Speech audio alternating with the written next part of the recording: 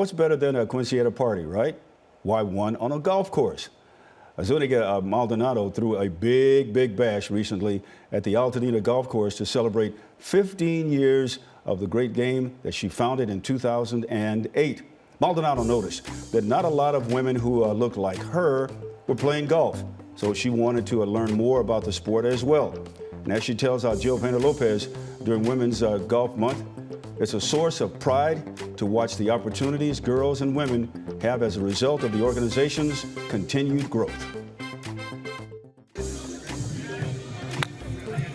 That was really a good swing. Azucena, why did you start the Latina Golfers Association? 15 years ago, if you can believe it or not, I started playing golf. I became a golf fanatic. I loved it, but I was so naive about golf. I had no idea that women and people of color were not playing golf. I just knew I loved it. I wanted to play all the time. But when I started participating in charity and business golf outings, I realized there were no women playing. It would be myself, maybe one or two others, and 100 men. So I said, okay, I'm not gonna complain about it. I'm not gonna keep telling them we're all the women.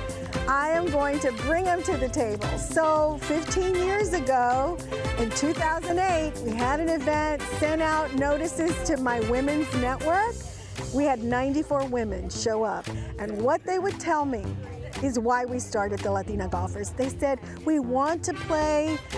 We didn't grow up around golf. I know nothing about golf, but I want to learn, but I don't know how to get started. I don't know what to do. We need somebody to help us. At that point, I realized the role of the Latina Golfers Association is to be a welcoming committee for women, for Latinas, for anybody that's new to the game of golf, for business women or women who are moving up the ladder in their careers. Golf is a game changer. Golf opens the door for women. It breaks down gender and culture barriers. It can get you to that next level because it opens up the doors and gives us access. That's what golf does, because as you know, people who play golf are doing business on the golf course. And we are left out of that game because we're not on the game, we're not on the green. So once we're there, we become a part of the conversation. I wanted us to be a part of the conversation. That's why I started Latina Golfers Association. How did you find out about the Latina Golfers Association, and why did you want to be a part of it? So I actually found out about the Latina Golfers Association at a Women Empowerment Network event at Villa Verde Country Club. And Rebecca Ramirez, who's part of the association, she was at the table. She's like, oh yeah, we're gonna have an etiquette class here in a few weeks. Why don't you put your business card in and sign up for it? So I signed up for it. I hit the range. I'm like, man, this just feels like so much fun. There are mimosas everywhere.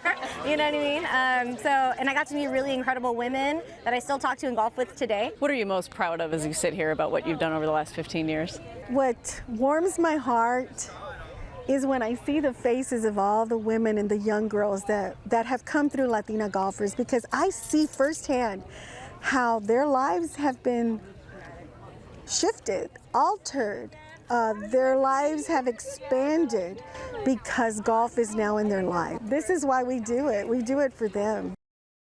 What a great story about how the sport of golf continues to bring many people from different backgrounds together. We were kind of talking about, golf isn't exactly the easiest sport to start playing. It takes a little money. You got to get clubs. Those are expensive. You got to book a tee time, get on the court. I mean, there's just a lot of difficulties to being introduced to the game. You're kind of left out, as she alluded to. But this is a great community building organization she's built, 15 years, introducing different people to the game. And of course, these different people that come to the game are very anxious to prove themselves as well. Sure, and she made a great point. There is a lot of business and cooperating, so to speak, on the golf course. And if you're not even on, you're kind of left out of that conversation. I love that she mentioned that. Yeah, some of the biggest business deals in the world have been made right on the golf course. 4 hours stuck with a guy trying to get your money. I'm telling you, yeah.